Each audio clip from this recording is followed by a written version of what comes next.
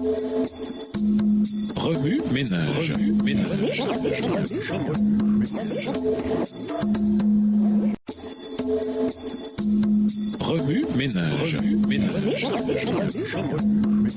Bienvenue dans votre émission. Remue ménage. Nous voilà à la leçon de mercredi. Invité, le filet de la loi. Lévitique 26 foisonne de langage rationnel, voire par exemple les versets 25 et 42. Dieu veut que son peuple précieux obéisse à ses commandements tels qu'ils sont construits dans le cadre d'une relation. En d'autres termes, tout comme une relation dans le contexte du mariage, qui est une alliance, Dieu veut que son peuple ait une relation croissante avec lui et qu'il soit fidèle à lui seul en raison de cette relation. Dieu exprime sa bonté tout au long de ce chapitre en offrant à son peuple de nombreuses occasions de revenir à lui en cas d'infidélité. Remarquez combien de fois est utilisée l'expression « s'il malgré cela » ou une expression équivalente. Les versets 18, 21, 23, 27, 40 à 42, 44 et 45. Bien que l'intensité des châtiments pour la désobéissance soit multipliée par 7, verset 24, les occasions de confesser ses fautes et de se repentir augmentent elles aussi. Il y a à l'évidence de bonnes et de mauvaises façons d'enseigner la loi de Dieu. 1 Timothée 1, le verset 8. Premièrement, il est faux d'enseigner que l'obéissance à la loi de Dieu peut nous sauver, car nous savons qu'elle ne le peut pas. Romains 3, le verset 20, Galates 2, le verset 16. Seule la foi en Jésus qui a observé pleinement la loi pour nous peut nous sauver et nous assurer la vie éternelle. Éphésiens 2, les versets 8 et 9. La raison en est simple. Ayant tous déjà enfreint la loi de Dieu, nous sommes donc déjà coupables et condamnés à mort. Romains 3, le verset 9, Romains 6, le verset 23. N'oubliez pas qu'enfreindre une loi, c'est les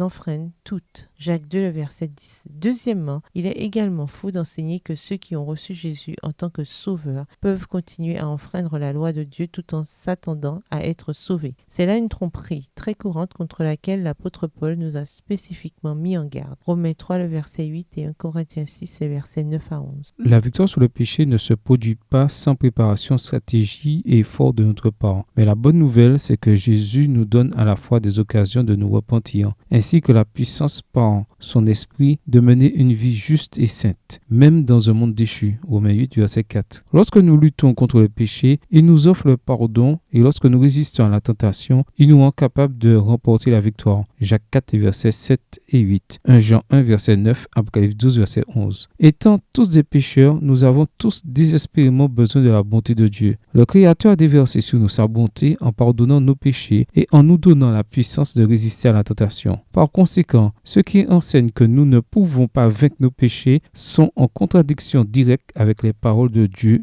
lui-même. La meilleure façon d'illustrer ce phénomène est sans doute le pont Golden Gate. Au début de la construction, plusieurs ouvriers sont morts, ce qui a retardé l'achèvement du projet. Mais lorsqu'on a installé un filet géant pour protéger les ouvriers d'une chute mortelle, la production a augmenté et le pont a été construit beaucoup plus rapidement et de façon plus sécuritaire. Alors que nous nous efforçons de construire un caractère chrétien qui reflète le caractère de Dieu tel que révélé dans la loi, nous pouvons avoir l'assurance que le sang et la justice du Christ nous assurent une sécurité et un salut éternel. Oui, ménage, méditez de nouveau Lévitique le chapitre 26. Où voyez-vous Jésus dans ce passage? Comment pouvons-nous éviter d'abuser du pardon et de la grâce de Dieu? Que vous dit Jésus par ce passage? En quoi voyez-vous Jésus différemment ou le voyez-vous de nouveau? Comment réagissez-vous en voyant Jésus de cette manière? Au revoir. Et à demain si Dieu veut.